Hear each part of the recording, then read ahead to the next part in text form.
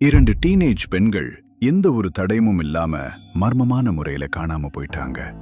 எந்த ஒரு எச்சரிக்கையும் இல்ல, ஒரு விடைபெறும் கடிதம் கூட இல்ல. அவங்க எங்க போனாங்கன்றதுக்கான எந்த ஒரு அறிகுறியும் இல்ல. அவங்களோட குடும்பத்தினர் அப்படியே பயந்து நடுங்கிட்டாங்க. போலீஸுக்கும் தகவல் கொடுக்கப்பட்டது. தேடுதல் வேட்டை ஆரம்பிச்ச அந்த சமயத்துல இன்வெஸ்டிகேட்டர்ஸ் யாரும் எதிர்பார்க்காத ஒரு விஷயத்தை கண்டுபிடிச்சாங்க. அவங்க காணாம போறதுக்கு சரியா சில மணி நேரங்களுக்கு முன்னாடி அந்த பெண்கள் ஆன்லைன்ல யார்கிட்டயோ பேசிட்டு இருந்ததா சொல்லப்படுது. யார் அந்த நபர்? இது வெறும் 2 டீனேஜ் பெண்கள் வீட்டை விட்டு ஓடி போன சாதாரண கேஸ் தானா, இல்லனா இன்டர்நெட்டுக்கு பின்னாடி ஒளிஞ்சிருக்கிற ஆபத்துகளை பத்தி ஒட்டுமொத்த இந்தியா முழுக்கவே விவாதங்களை கிளப்பின ஒரு மிகப்பெரிய மர்மத்தோட ஆரம்பமா? இதுதான் டெல்லி பெண்கள் கேஸோட கதை. இன்டர்நெட் ஒவ்வொரு நாளும் லட்சக்கணக்கான மக்களை ஒன்னா இணைக்குது. அது நாம கத்துக்கிறதுக்கும் கம்யூனிகேட் பண்றதுக்கும் ஃப்ரெண்ட்ஸ் பிடிக்கிறதுக்கும் ஹெல்ப் பண்ணுது. ஆனா சில நேரங்கள்ல நாம நினைச்சு பார்க்கறத விட ரொம்ப வேகமா ஒரு அந்நிய நபர் நம்ம நம்பிக்கையை சம்பாதிக்கிற இடமாவும் அது மாறிடுது. சரியா? இதனாலதான் இந்த கேஸ் இவ்ளோ பெரிய அட்டென்ஷனை ஈர்த்துச்சு. டெல்லியில 2 பள்ளி மாணவிகள் ரொம்ப சாதாரணமான வாழ்க்கை வாழ்ந்துட்டு இருந்தாங்க.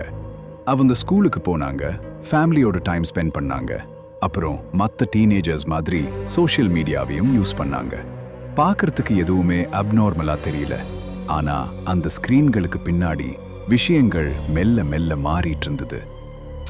ஒரு சாதாரண ஆன்லைன் கான்வர்சேஷன் ஒருத்தரோட முடிவுகளை மாற்ற முடியும்னா உங்களால நம்ப முடியுதா? ஒருவேளை அந்த சேட்டிங்கிற்கு பின்னாடி இருக்கிறவங்க அவங்க சொல்ற மாதிரி உண்மையான ஆளே இல்லைன்னா என்ன ஆகும்? இதோட பதில் தான் இந்த கதையை இன்னும் கவலைக்குரியதா மாத்துது.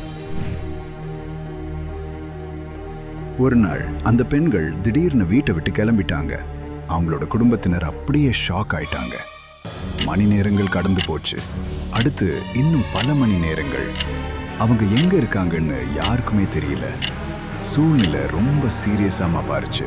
குடும்பத்தினர் போலீஸை காண்டாக்ட் பண்ணாங்க. ஒரு தேடுதல் வேட்டையும் ஆரம்பிச்சது. ஒவ்வொரு நிமிடமும் முன்னை விட ரொம்ப நீளமா நகர்ற மாதிரி இருந்தது.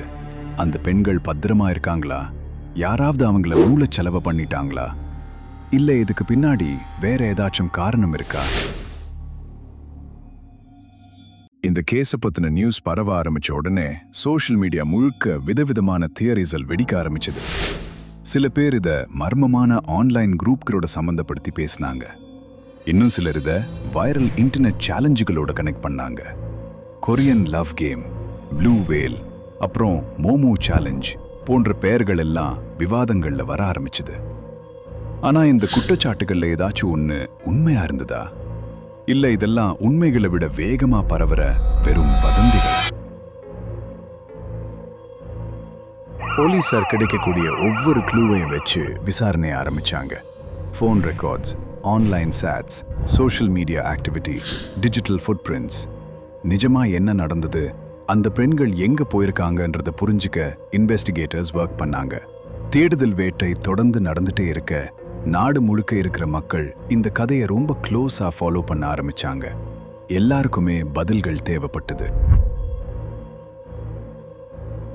ஒரு வழியா அந்த பெண்கள் கண்டுபிடிக்கப்பட்டு பத்திரமா வீட்டுக்கு கூட்டிட்டு வரப்பட்டாங்க. அவங்களோட குடும்பத்தினருக்கு இது ஒரு மிகப்பெரிய நிம்மதியா இருந்தது. ஆனா இந்த சம்பவம் ஒரு முக்கியமான கேள்வியை எழுப்புச்சு. ஆன்லைன் இன்டராக்ஷன்கள் இளைஞர்கள் மத்தியில எவ்வளவு பெரிய தாக்கத்தை ஏற்படுத்த முடியும்? அங்க எந்த ஒரு கிரிமினல் சதியும் இல்லாதப்ப கூட இன்டர்நெட் சில நேரங்கள்ல ஆபத்தான முடிவுகளை எடுக்க தூண்டுது, குறிப்பா டீனேஜர்கள் மத்தியில. இது போன்ற கேஸுகள் நமக்கு எப்போதுமே ஒரு விஷயத்தை நினைவூட்டுது. ஆன்லைன்ல வர எல்லா ஃப்ரெண்ட்ஸும் அவங்க சொல்ற மாதிரி உண்மையானவங்க கிடையாது. எல்லா சேலஞ்சுகளும் ஆபத்து இல்லாதது கிடையாது. அப்புறம் வர எல்லா ட்ரெண்டையும் நாம ஃபாலோ பண்ணக்கூடாது. குழந்தைகளுக்கும் டீனேஜர்களுக்கும் எப்போதுமே ஆர்வம் அதிகம். அந்த ஆர்வம் சில நேரங்கள்ல அவங்க எதிர்பார்க்காத சில சூழ்நிலைகள்ல அவங்கள கொண்டு போய் விட்டுடும். அதனால தான் டிஜிட்டல் விழிப்புணர்வு இன்னைக்கு முன்னை விட ரொம்ப ரொம்ப முக்கியம். ஆன்லைன் இன்ஃப்ளூயன்ஸ் எப்படி ஒர்க் ஆகுதுன்றத பேரண்ட்ஸ், டீச்சர்ஸ், அப்புறம் யங்ஸ்டர்ஸ் எல்லாரும் கண்டிப்பா புரிஞ்சுக்கணும். ஒரே ஒரு மெசேஜ், ஒரே ஒரு கான்வர்சேஷன். ஸ்கிரீனுக்கு பின்னாடி இருக்கிற ஒரு அந்நிய நபர். சில நேரங்கள்ல ஒரு சாதாரண சூழ்நிலை நேஷனல் ஹெட்லைன்ஸ் ஆகிறதுக்கு இதுவே போதுமானதா இருக்கு. நிஜ உலகத்துல நம்ம எவ்வளவு பத்திரமா இருக்கோமோ அதே அளவுக்கு ஆன்லைன்லயும் சேஃபா இருக்கணும்ன்றதுக்கு இந்த டெல்லி பெண்கள் கேஸ் ஒரு மிகப்பெரிய ரிமைண்டர். ஏன்னா இன்னைக்கு இருக்கிற இந்த டிஜிட்டல் யுகத்துல ஆபத்து எப்போதுமே பக்கத்துல இருந்து தான் வரணும்னு அவசியம் இல்ல. சில நேரங்கள்ல அது ஒரு ஸ்கிரீன் வழியாவும் உள்ள நுழையும். இளம் யூசர்களை பாதுகாக்கிறதுல சோஷியல் மீடியா பிளாட்ஃபார்ம்கள் போதுமான விஷயங்களை செய்யறதா நீங்க நினைக்கிறீங்களா?